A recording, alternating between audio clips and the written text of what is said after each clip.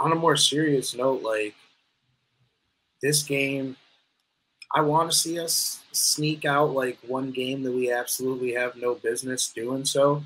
But I don't. I never say this on the show, but I just don't know if it could be this week, man. I don't know if I'm being completely honest about it, if I wasn't so terrified of the Eagles' defense, I would think this is a game that has upset written all over it. Because watching the Eagles' offense, like it is one, they have struggled against these cover 2, cover 3 concept D coordinators. Like Indiana, they only scored like 23, barely pulled that game out. Washington only scored 20 points. They lost that game. Like they have struggled against some of these more conservative zone coverage defenses. And that's what Eberflus is. You know, that's what he runs, and and he just had a bye week to plan for it. Now, is the Bears defense anywhere near as talented as Indy or Washington? No. So that's that's where I first start getting some hesitation on that idea. But where I really go away from the idea of it is just this Eagles defensive line is disgusting.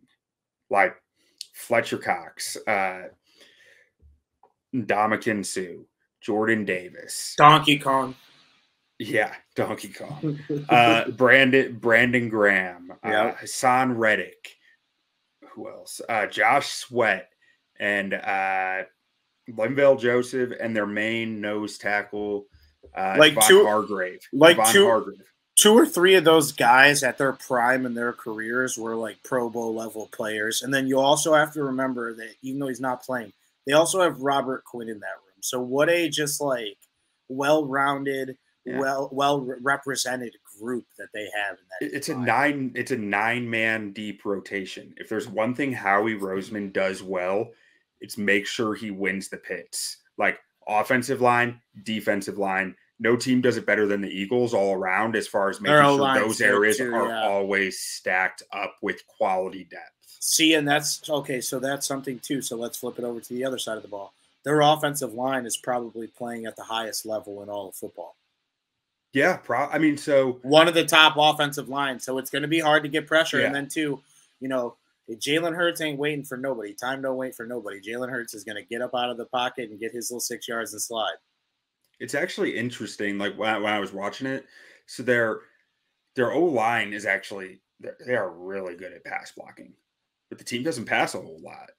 Like they're a run heavy team whose O-line's best strength is their pass protection, which is just kind of not like you can see this team was built for a Carson Wentz type passer at one point based on their O-line, but they're not a bunch of hogs who are just road grading everybody in front of them. They might do that to the Bears defensive line, unfortunately, but Lane Johnson isn't the run blocker he used to be. Jordan Mailata is an outstanding athlete and a massive human being, but I honestly think he's a little better in pass protection right now. Looking at him, it seems like maybe it might be what he's being asked to do in run blocking too, because he's getting asked to pull and reach a lot, and that's kind of weird for an offensive tackle. But he's athletic enough to try it. And their guards are just better pass blockers than run blockers, I think. And Jason Kelsey's just good at it all because he's a little undersized, but he's one of the best centers of our lifetime. So, dude, they put out a goddamn Christmas album. With like that. Christmas carols and shit. And I'm pretty sure last year he did like I think it would be like a Sports Illustrated body issue. Yeah. So just overall, like this guy could probably build a house.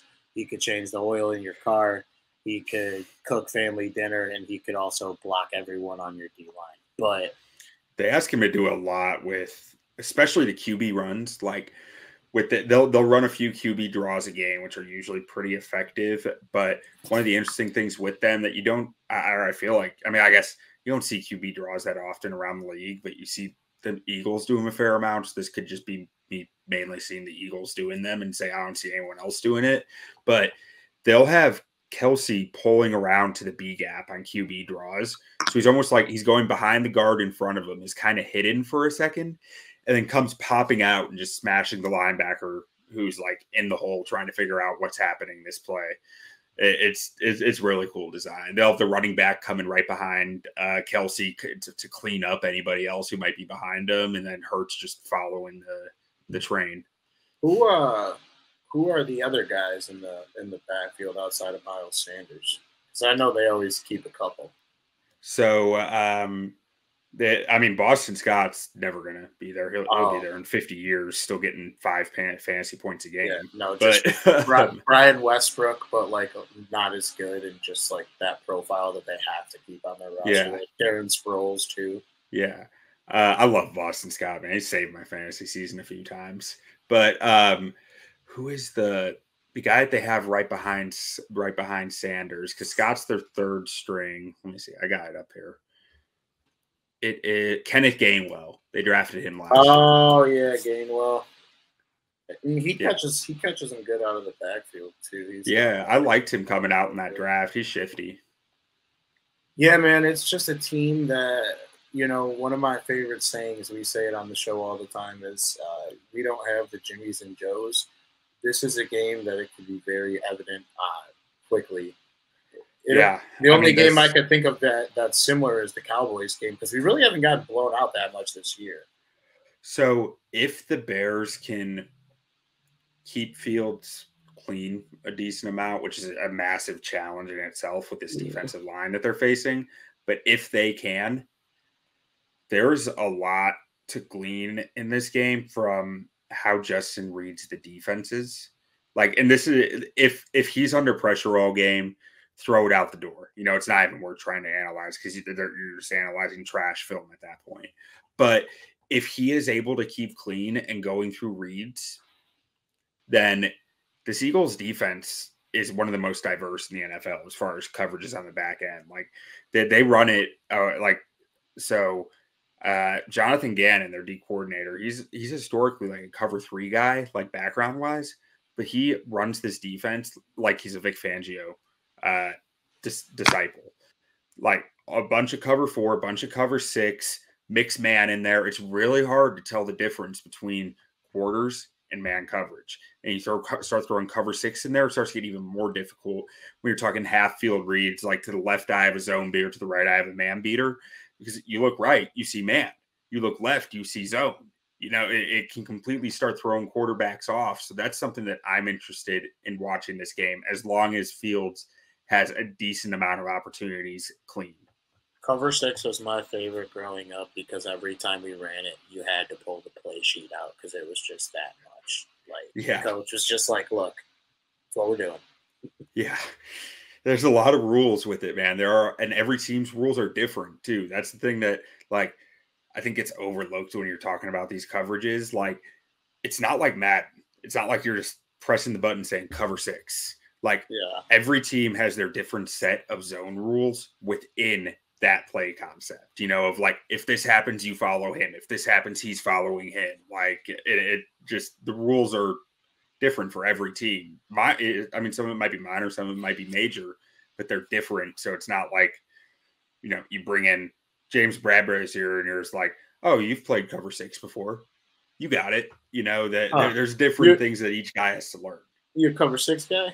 It helps, but I'm sure if Eddie Jackson went to a different team that ran a lot of quarters in cover 6, he'd pick it up pretty quick because he excelled in it in the past. But he'd have to learn new rules and pick up new tendencies. Yeah, and I think that with us having Fields, that's always the great equalizer for us, right? That's the component of our offense that sets us apart from the rest of the league and has kept us in these games this year. But his health doesn't seem like it's the best. Again, we're also at that point of the season where the games really aren't that meaningful. I don't know. I don't want to see him.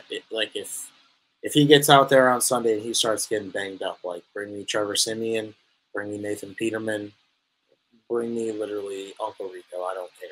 But at this point of the season, all things considered, draft picks, free agent money, we can't have anybody else go down how Mooney or how Jackson went down. That's devastating stuff at this point in the season.